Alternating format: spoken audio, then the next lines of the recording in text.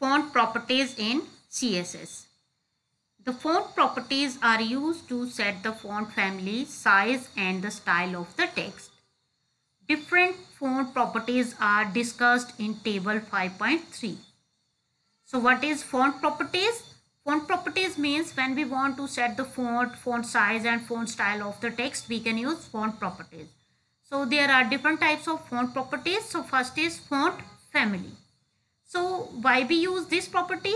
When we want to specify the font family for the text, we can use the font family. So values is family name and example font family, and after that we can write the font name like Times New Roman, Comics, and if you want to write Arial, etc. Next is font size. Description is specifies the font size of the text. When we want to set the size of the text, we can use the font size. And the values of different font size are like XS small, X small, small, medium, large, extra large, XX large, smaller, larger, and length, and we can also use percentage if we want to set the font size. And example is font family, and after that we can write the size of the font like small, medium, larger, and also length, and we can also define the size of the font size in numbers with percentage. like मैंने यहाँ पे example में किया भी है, मैं आपको दिखाती हूँ. यहाँ पे देखो, सबसे पहले हमने फॉन्ट फैमिली को यूज़ किया हुआ है. ये फॉन्ट फैमिली मैंने यहाँ पे यूज़ की हुई है कॉमिक अंस नेम की. यहाँ पे सॉरी कॉमिक सेंस नेम की हमने यहाँ पे क्या की हुई है, यहाँ पे फॉन्ट फैमिली को यूज़ किया हुआ है. ठीक है. और आगे हमने यहाँ पे यूज़ किया हुआ है फॉन्ट का size. This is font size, font family और आगे फॉन्ट का साइज मैंने यहाँ पे दे दिया. फॉन्ट फैमिली को यूज़ किया और 80% का फॉन्ट का साइज दे दिया है. नेक्स्ट हम यूज़ करते हैं, next is font style, used to set the style of the font. जैसे बोल्ड, इटालिक, अंडरलाइन, जैसे भी आपने करना है तो उसके लिए हम उसको यूज़ करेंगे. Next is font variant. Font variant specifies और not specifies whether or not a text should be displayed in a small caps font. जैसे भी आप स्मॉल कैप्स में या नॉर्मल टेक्स्ट को दिखाना चाहते हैं तो उसके लिए आप यूज़ करेंगे. अब इसकी टू वैल्यूज़ होती हैं, जैसे नॉर्मल और स्मॉल कैप्स. नॉर्मल में नॉर्मल टेक्स्ट अपेयर होगा और स्मॉल कैप्स कर देंगे तो स्मॉल कैप्स में अपेयर होगा. अब देखो एग्जाम्पल में यहाँ पे यूज़ भी किया हुआ है. ये देखो हमने स्मॉल कैप्स रखा है तो वो स्मॉल कैप्स में हमारा जो है डेटा जो वो एग्जीक्यूट होगा. Next is font weight, use to set the weight of the font. Like if you want to set the font bold, border, and जैसे भी आपने करना है, लाइटर करना है, नॉर्मल करना है, इटैलिक करना है, जैसे भी आप करना चाहते कर सकते हैं. So example is font wait and lighter. ठीक है. अब इसको हमने यूज़ किया हुआ है. देखो यहाँ पे एग्जाम्पल में आपको दिखाती हूँ. यहाँ पे मैंने नेक्स्ट पैराग्राफ लिया है. पैराग्राफ टैग में मैंने यहाँ पे स्टाइल शीट को यूज़ किया है और स्टाइल शीट में मैंने फॉन्ट वेट को ले लिया और बॉर्डर उसको कर दिया. बॉर्डर मीन्स कि जो बोल्ड जो टेक्स्ट होगा वो बोल्ड अपेयर होगा. अब हम इस प्रोग्राम को सेव करेंगे. जो भी हमने इसमें चेंजेस की होगी वो भी सेव हो जाएंगी और उसके बाद इसको एग्जीक्यूट करेंगे. तो एग्जीक्यूट करने के लिए हम क्या करते हैं, यहाँ से जो हमारा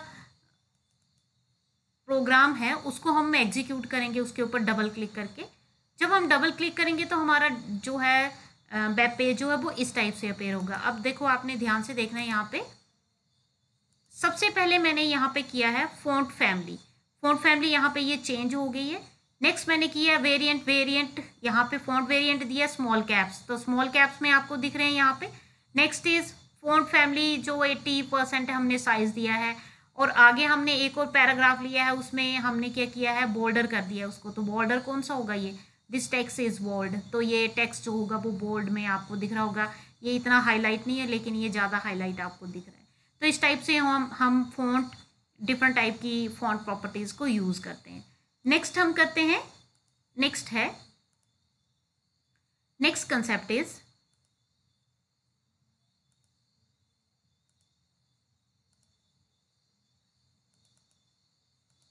मार्जिन प्रॉपर्टीज. मार्जिन प्रॉपर्टीज क्यों यूज करते हैं? These Margin properties lets you decide the margin space around an element. जब भी हम एलिमेंट्स में स्पेस देना चाहते हैं तो उसके लिए हम इसको यूज करते हैं. You can set all 4 margins, top bottom left right. हम कोई भी मार्जिन हम उसको यूज कर सकते हैं जब भी हम किसी भी वेब पेज में मार्जिन सेट करना चाहते हैं पेपर का. ठीक है, तो उसके लिए यूज करेंगे. Using the properties discussed in table 5.4. ये जितने भी मार्जिन प्रॉपर्टीज हैं इनको हमने डिस्कस किया है 5.4 टेबल में. So first is margin top. Margin top से क्या होगा? Use to decide the top margin. Top margin को डिसाइड करने के लिए यूज किया जाएगा. मार्जिन बॉटम, बॉटम के मार्जिन को डिसाइड करने के लिए यूज किया जाएगा. आगे है लेफ्ट मार्जिन, तो लेफ्ट के मार्जिन को सेट करेगा. और राइट मार्जिन राइट साइड के मार्जिन को सेट करेगा.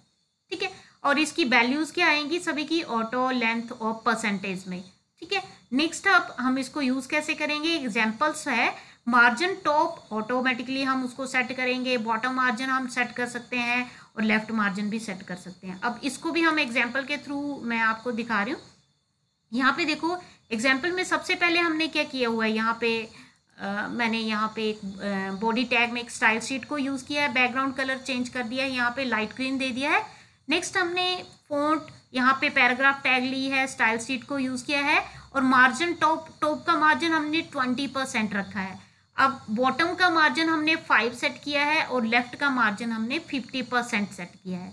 और यहाँ पे डेटा अपेयर किया है. This web page shows margins around the web page. अगर आप चाहते हैं कि इसकी पहले मैं एक करके दिखाती हूँ. अब हम इसको एग्जीक्यूट करेंगे. इसको एग्जीक्यूट करने के लिए हम क्या करेंगे? फिर से जो हमारा यहाँ पे सेव हुआ है, फाइल सेव हुई है, उसको हम डबल क्लिक करके ओपन करेंगे और उसकी आउटपुट मैं आपको शो करूंगी. तो देखो लाइट ग्रीन कलर आपको दिख रहा है और साथ में ये मार्जिन के अकॉर्डिंग जो है यहाँ पे टेक्स्ट जो वो अपेयर हो रहा है. ठीक है, अगर आप इसमें मल्टीपल टेक्स्ट अपेयर करना चाहते हैं तो हम फिर से कर सकते हैं. जैसे मैंने इसको कॉपी कर लिया, इस टेक्स्ट को कॉपी कर लेती हूँ और आगे इसको हम पेस्ट कर देते हैं. तो मैं यहाँ पे BR टैग का यूज़ कर लेती हूँ ताकि यहाँ पे लाइन ब्रेक हो जाए. ठीक है, और आगे मैंने टेक्स्ट को फिर से ले लिया. अब हम जब भी मॉडिफिकेशन करते हैं तो हम उसको सेव करेंगे. सेव करने के बाद हम अपना वेब पेज जो उसको ओपन करते हैं. वेब पेज को रिफ्रेश किया तो आप देखेंगे यहाँ पे 2 लाइन्स आपको शो हो रही हैं. पहले 1 थी, अब देखो मैं मल्टीपल लाइन्स इसमें शो करना चाहती हूँ तो फिर से कर सकती हूँ. जैसे सपोज करो मैंने यही वाली लाइन जो है इसको कॉपी कर लिया. कॉपी करने के बाद मैंने इसको मल्टीपल टाइम जो है पेस्ट करना है. तो मल्टीपल टाइम पेस्ट करना चाहती हूँ तो मैं यहाँ पे ले लेती हूँ, इसको मल्टीपल टाइम पेस्ट कर देती हूँ. मैं यहाँ पे 4 लाइन्स हो गई, मैंने 5 लाइन्स कर दी. ठीक है, पहले कितनी थी? 2 लाइन्स थी. अब मैंने इसको सेव किया है. सेव करने के बाद हम अपना वेब पेज फिर से ओपन कर रहे हैं. हमने वेब पेज ओपन किया और उसको अभी देखो ये 2 लाइन्स है. जब मैं इसको रिफ्रेश करूंगी तो यहाँ पे मल्टीपल लाइन्स अपेयर हो जाएंगी जो अभी हमने ली हैं. Okay, so next time we will discuss about margin properties. Sorry हम नेक्स्ट टाइम हम डिस्कस करेंगे बॉर्डर प्रॉपर्टीज.